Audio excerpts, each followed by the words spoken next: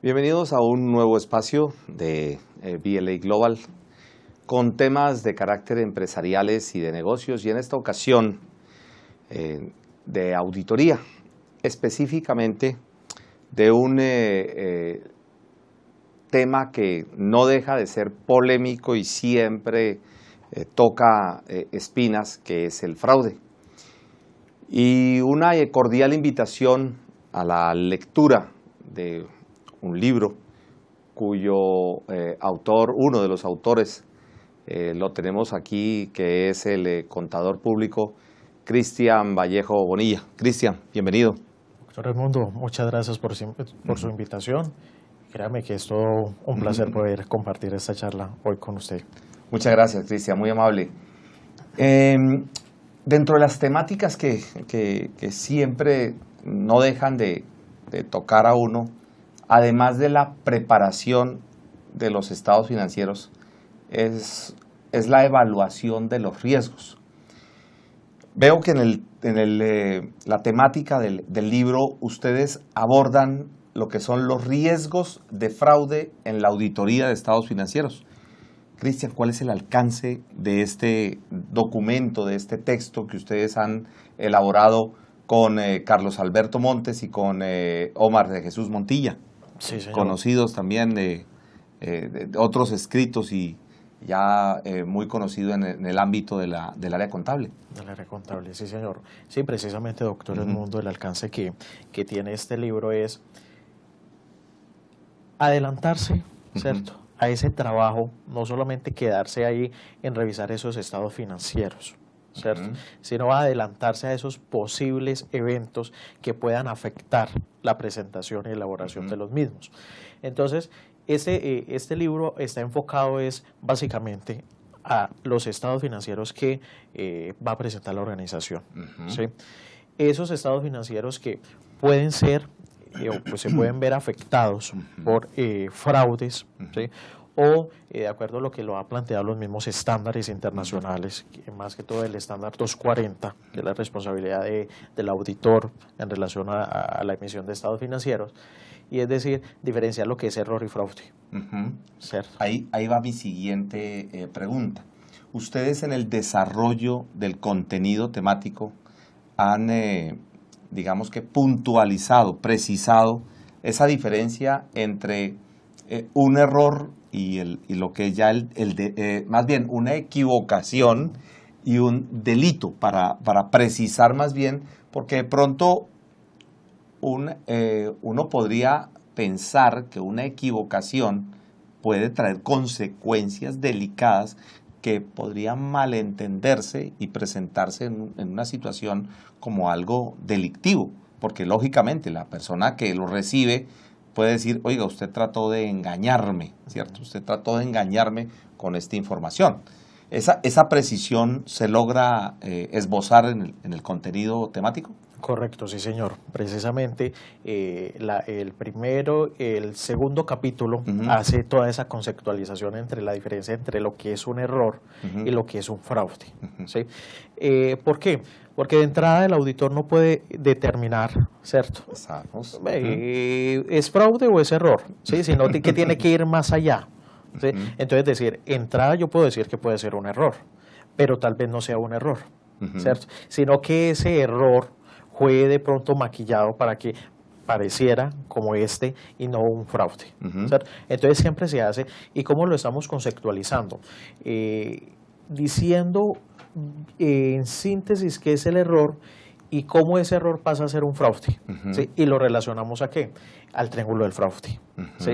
Y exponemos la teoría de los autores que plantearon acerca de estudios psicológicos a empresas de cómo se podía generar el fraude. Entonces aparece el triángulo del fraude, presiones, racionalidad y lo que es control. Y más adelante hablamos sobre los factores que inciden para también cometer los fraudes. Me haces en este momento acordar de... Últimamente me ha tocado leer mucho documentos sobre el escepticismo profesional. Ahora que mencionas que el auditor no puede quedarse simplemente en su primera apreciación, sino que tiene que ir más allá. Precisamente por eso me hiciste acordar de las lecturas que he realizado últimamente en el tema de escepticismo, porque esa es la moraleja.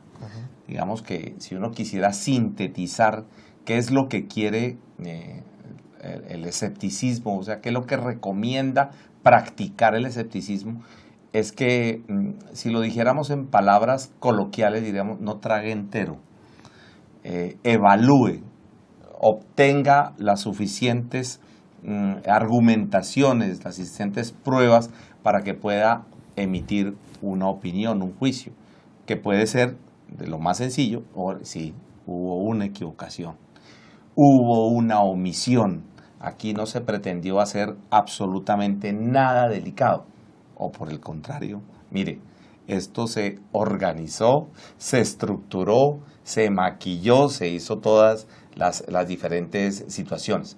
Me comentabas previo a la entrevista que desarrollan un caso para irlo agrupando área por área, rubro por rubro de los estados financieros para que le sirva al lector de guía de qué puede posiblemente encontrar, a pesar de que cuando uno escribe un texto no termina porque dice, también debía haberle adicionado esto más, o a alguien se le ocurre algo adicional. Pero me comentabas de que hay un caso desarrollado para guía, llamémoslo así, de alguna primera consulta para tener elementos de juicio, para ir formando elementos de juicio. Sí, señor. Precisamente voy a retomar una partecita de ese escepticismo profesional.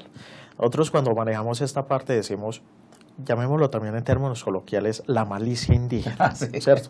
Colóquele que el auditor vaya más allá, ¿cierto? Determine cuáles son los escenarios posibles, qué puede suceder, ¿cierto? Y precisamente eso es lo que queremos, y esa es la parte esencial del libro, el ejercicio, sin dejar de lado que la otra parte conceptual también es muy importante, claro. ¿Sí? Porque siempre hemos dicho, para poder hacer, hay que saber. Claro. ¿Cierto?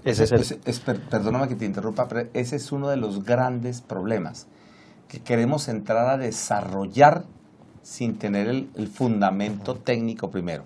Correcto, sí, señor. Entonces, esa parte, nosotros ya toda esta teoría la comenzamos a plasmar en el ejercicio, que es el capítulo final, ¿sí? Entonces, ¿qué cogimos? Todos los rubros de los estados financieros, es un modelo estándar, ¿sí? Lo colocamos para una empresa general, ya pues cada persona que lea el libro pues puede ir adaptándolo dependiendo de las necesidades que tenga. Y cogimos lo que es el grupo 11, 12 y comenzamos a colocar ciertos riesgos que puedan afectar esa auditoría. O sea, una lista sugerida, llamémoslo así. Sí, señor. Y precisamente en el caso nosotros a veces planteamos el arqueo de caja general. ¿Sí? Y entonces a veces decimos, el arqueo de caja general está bien porque me dio lo que está en físico con lo que está en el estándar, ¿sí? En lo que arroja el sistema. No, vamos más allá. ¿Sí? Revise los documentos, pero revise esos documentos y revise las fechas. Y entonces haga un instructivo que no solamente cuadre en cifras, cuadre en la parte aritmética, sino donde está la parte también cualitativa de ese arqueo de caja general. ¿Sí? Entonces ahí comenzamos a hacer todo ese esbozo de qué se puede ampliar en esa parte.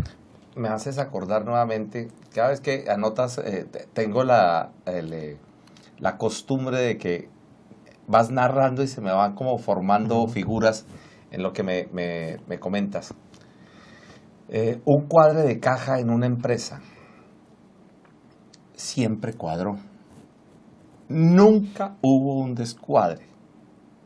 Sin embargo, el administrador tenía grandes sospechas con la persona que facturaba y a su vez manejaba, digamos, los recaudos.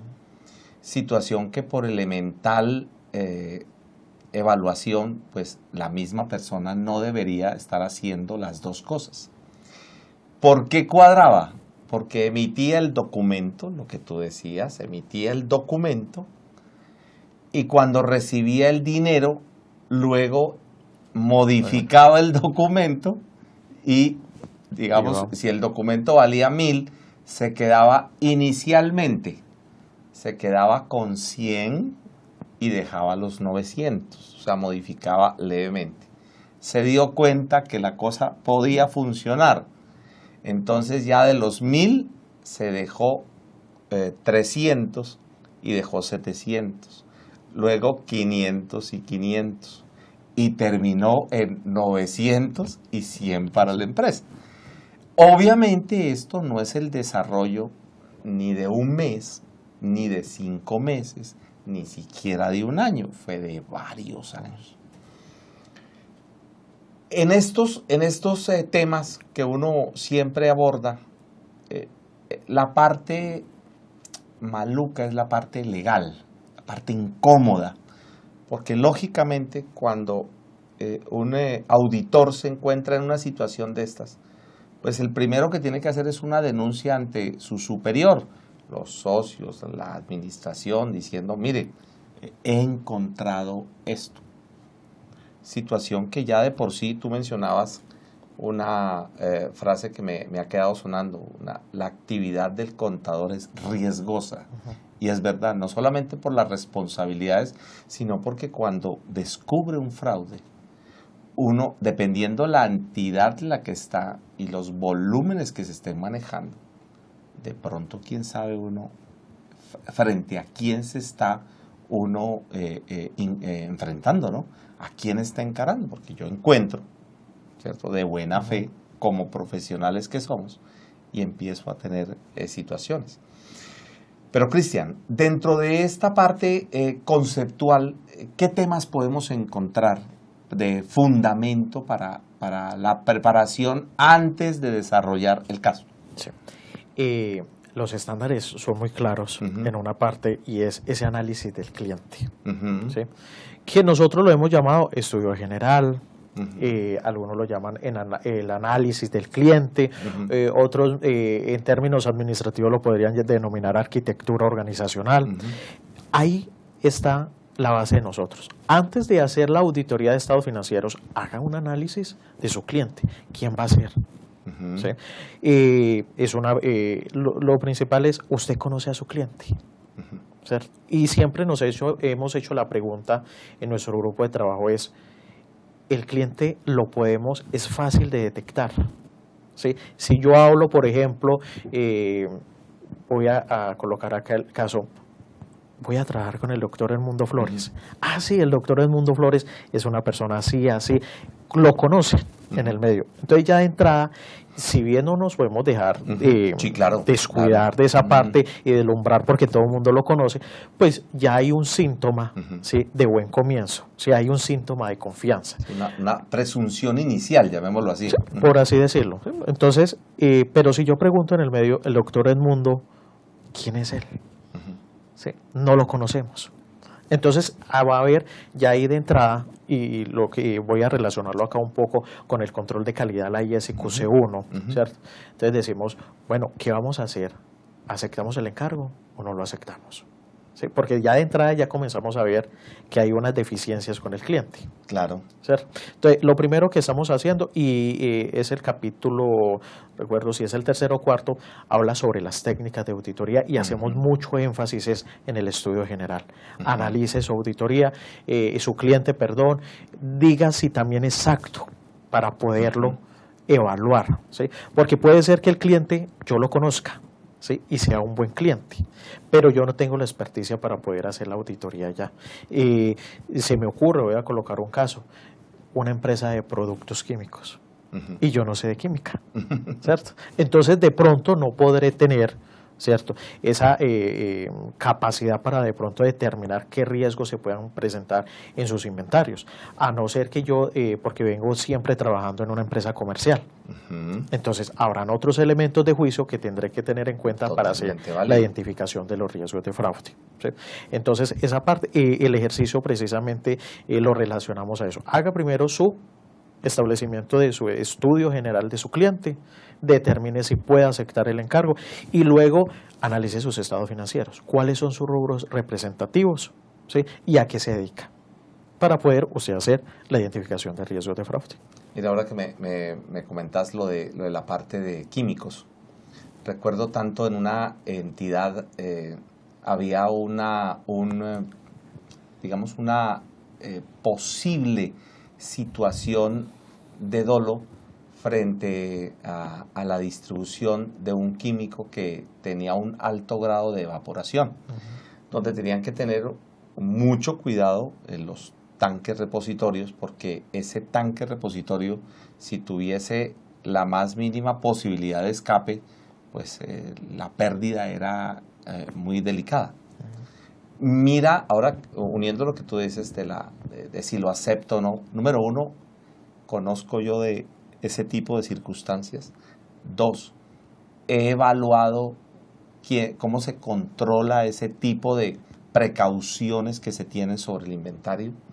Tercero, cómo juzga uno si fue algo sin intención o que un empleado de manera deliberada abrió y dejó destapado para que se evaporara, porque uno encuentra de todo, ¿no? Encuentra también el daño hacia la empresa, el daño hacia los terceros o el daño de un compañero a otro compañero que termina redundando en la misma empresa. Todas esas combinaciones y muchas más que se puedan dar, ¿no? Por eso me gusta cuando enfatizas en la expresión ir más allá, ¿no? Que ese tema. Entonces tenemos el fundamento conceptual. Cuando mencionas el estándar, no sé a qué grado de detalle se toman los estándares de auditoría o simplemente la ubicación del lector sobre el estándar, más no el desarrollo de la temática. Tengo entendido eso. Sí, señor. Como tal, el estándar no lo decimos. Hay una parte en el capítulo 6 que sí se trata, una subsíntesis de lo que es el estándar 240. Correcto. ¿Sí? Pero los estándares, lo que es de planeación, de evidencia, auditoría, y el estándar 240 se traza o se maneja en la trazabilidad de todo el libro. Ya, ¿sí? okay. Eso es lo que está haciendo como tal el texto que se ha producido entre. O sea que el fundamento técnico está sobre los estándares de auditoría. Correcto. Digamos sí, que esa es la parte. Ya ustedes le agregan los elementos de la aplicación, de la experiencia que tienen sobre un caso desarrollado para que sea un modelo a seguir. Correcto, sí, señor. Precisamente acá, complemento esa parte, ya el libro no lleva ni un año, ¿sí? Pero ya nos hemos reunido, bueno, ¿qué vamos a hacer? ¿Sí? ¿Qué vamos a complementarlo? Y hablamos precisamente ahora, en primera instancia, los fraudes son competencia de la administración. ¿Sí? Ellos por ley, digamos, por ley natural, ellos son los directos responsables. Pero entonces queremos complementarlo es en esa parte de en los niveles que va a encontrar el auditor el fraude, ante quién se tiene que comunicar y cuáles son las acciones detalladas que debe seguir para comunicarlo. ¿Sí? Porque no es lo mismo que se encuentre el tesorero haciendo fraude, cuando yo ya me encuentro que es la junta directiva quien es el que está cometiendo el fraude. ¿Cierto? Entonces a ella digamos que las acciones se vuelven más complejas, ¿sí? Y mucho más cuando hablábamos al principio, ya la integridad del contador, claro, o en este caso del profesional, ¿sí? Se va viendo involucrada. ¿Sí? Entonces eso es lo que queremos complementar. Hemos hecho acercamientos con juristas para que nos colaboren en esa parte cuando es una instancia mucho mayor que ya va a entrar órganos como la Fiscalía General de la Nación, como estos papeles de trabajo, ¿sí? Que bajo el estándar 230, que es documentación de la auditoría, pues deben de cumplir unos requisitos, pero que esos documentos ya cuando pasan a un organismo judicial sean aceptables y válidos. Sean aceptables, sí, señor, como es el proceso de la cadena de custodia. Y lo otro es que en el ejercicio lo queremos ampliar, es haciendo instructivos del análisis del cliente, pero entendiéndose el cliente no solamente con los que yo transo a los que les vendo, sino que mi cliente en primera instancia son mi propia gestión del talento humano. Claro, ¿sí? Claro. Ellos son el primer foco de fraude que yo voy a tener en la organización. Y lo que hablábamos ahora, nos hemos encontrado en entidades que los mismos funcionarios, porque están inconformes con la administración, entonces hacen ciertas estrategias para poder perjudicar a la misma. Y eso lo desarrollamos en grosso modo cuando hablamos de la malversación de activos. ¿Cuál es la malversación de activos? La administración y cuando es un funcionario de más abajo. ¿sí? Dependiendo el grado jerárquico que sí, tenga. No. Entonces se coloca es el mismo formato, quien lo causa, ¿cierto? Pero entonces quien lo causa, el funcionario, quien lo causa, la administración. Entonces las causas y efectos van a ser distintas. Traigo a colación un caso que nos encontramos precisamente, un funcionario inconforme, porque ingresó de vacaciones, ¿sí?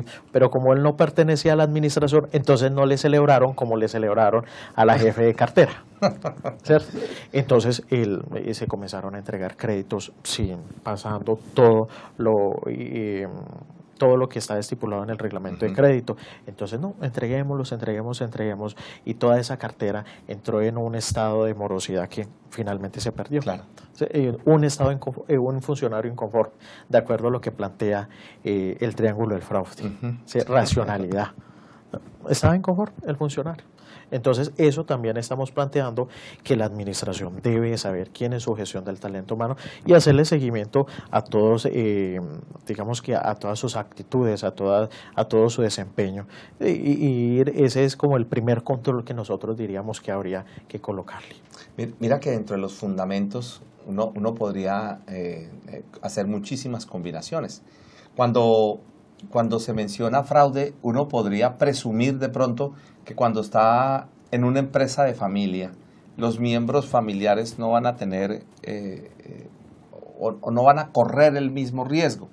Y resulta que las empresas de familia son tan vulnerables, o en unos casos mucho más vulnerables que una empresa que no lo es de familia, o que trabajan más bien miembros de la familia, que puede llegarse a conocer. La relación con Carlos Alberto Montes. Veo que trabajas con él directamente en la empresa de auditoría. Sí, señor. ¿Cierto? Y con Omar de Jesús Montilla. Además de con ambos de ser amigos, con Omar de Jesús trabajamos propiamente el tema es académico. Ok. Sí, con ellos hemos... ¿Tú también estás involucrado en el área académica? Sí, señor. Precisamente doy clases en pregrado y en posgrado. En pregrado estoy en este momento con toda la parte de contabilidad financiera, en el enfoque de NIF, ¿sí? Y en posgrado he manejado precisamente todo el tema de la parte de auditoría. Sí, señor. Cristian, gracias por presentarnos este libro. Para todos ustedes la recomendación es, ¿en dónde se puede conseguir este texto? A propósito, ¿en las librerías? En este momento está la Librería Nacional, la Librería Panamericana, no recuerdo la otra librería grande que existe, pero sí es de fácil acceso. Recuerden a todos ustedes, riesgos de fraude en una auditoría de estados financieros. Los autores Carlos Alberto Montes, Omar de Jesús Montilla y Cristian Vallejo, nuestro invitado de esta ocasión. Cuando vayan ustedes así obteniendo nueva información, nos gustaría conocerla, porque sé que además de la parte conceptual y académica, pues está también pues la experticia, que es la que en últimas, la que más vale en un texto, porque tú muy bien lo comentabas previo a esta entrevista, la información está en internet y uno la consigue.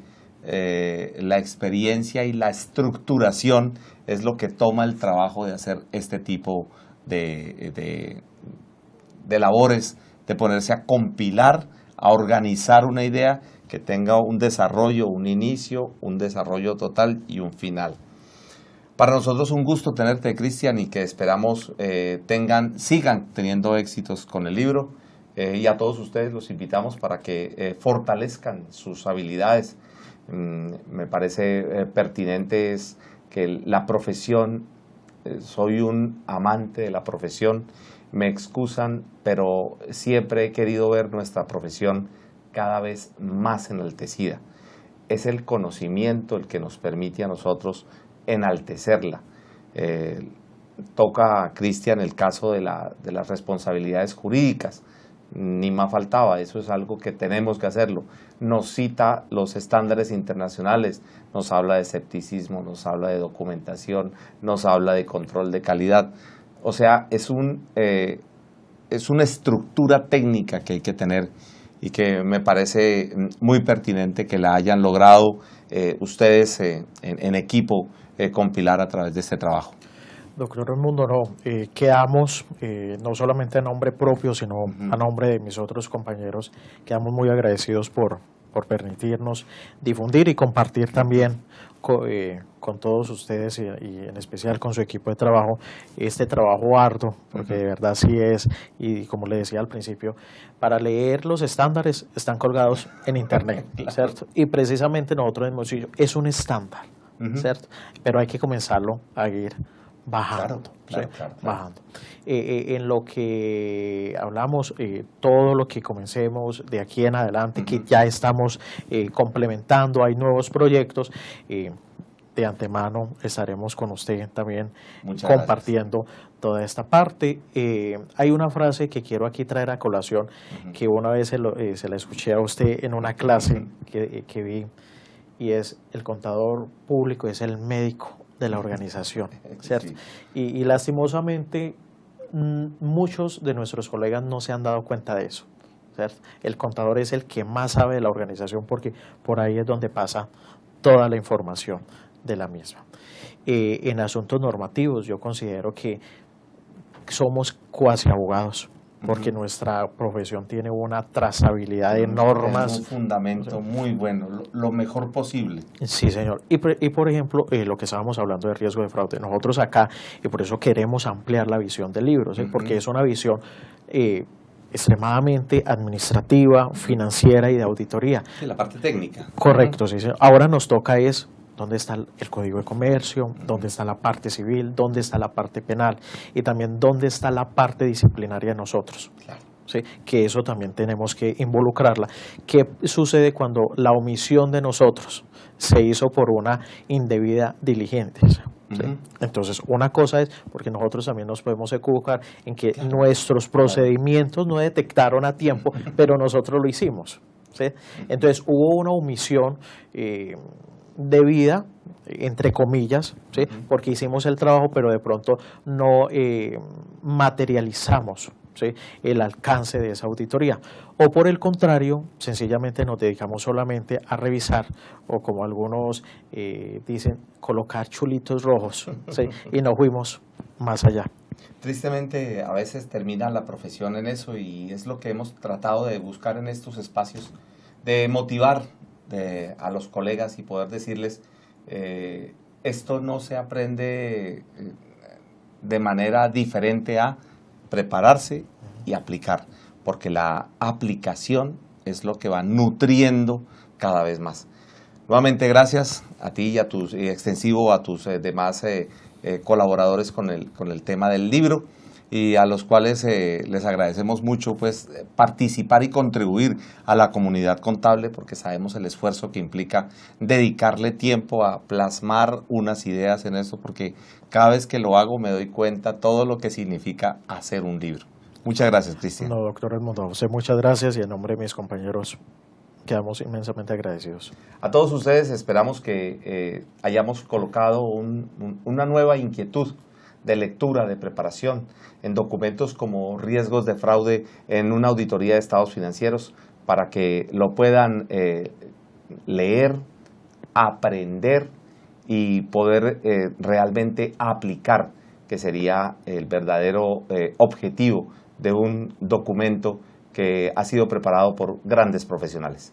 Muchas gracias a todos ustedes y hasta una próxima oportunidad.